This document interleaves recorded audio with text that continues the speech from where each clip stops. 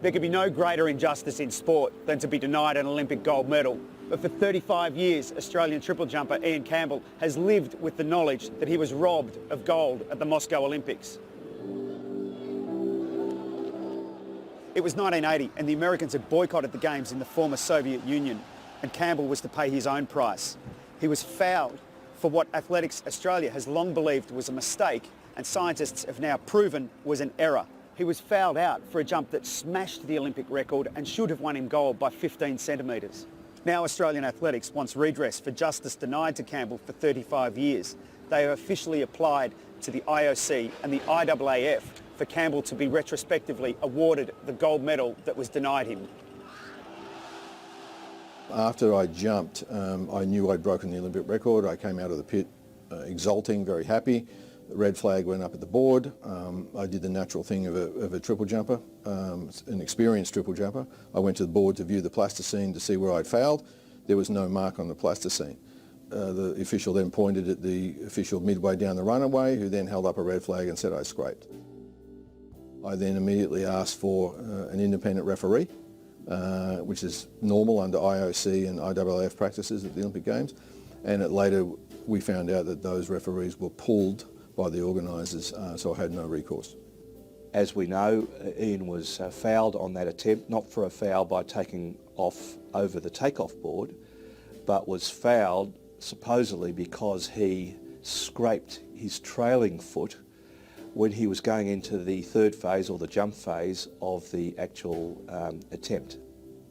From the moment that was alleged against him, Ian has protested that.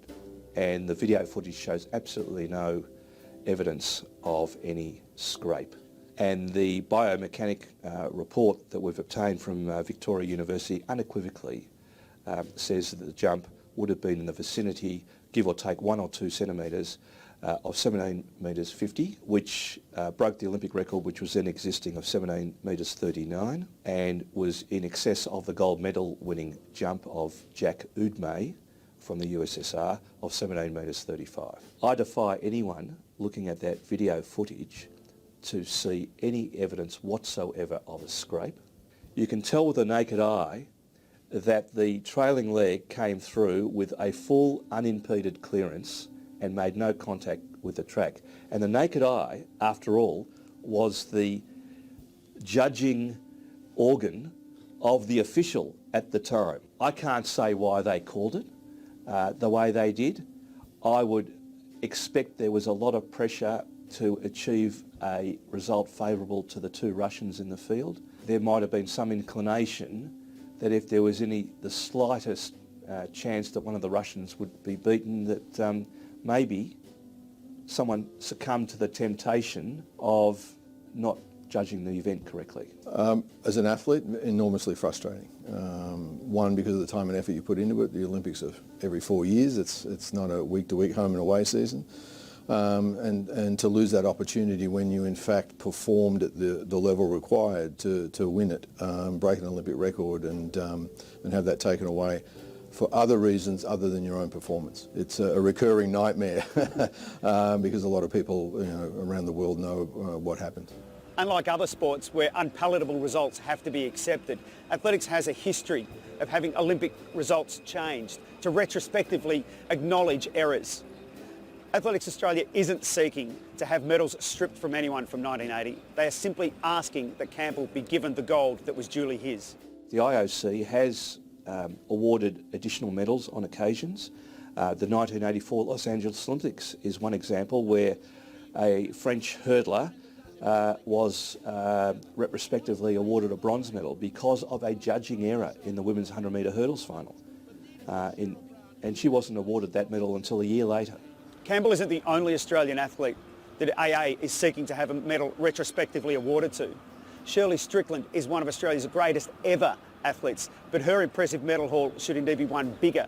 She was denied bronze in 1948 in the final of the 200 metres simply because no one thought to go back and check the photo finish result. She finished 4th. The photo proves she in fact finished 3rd and should have been awarded the bronze medal.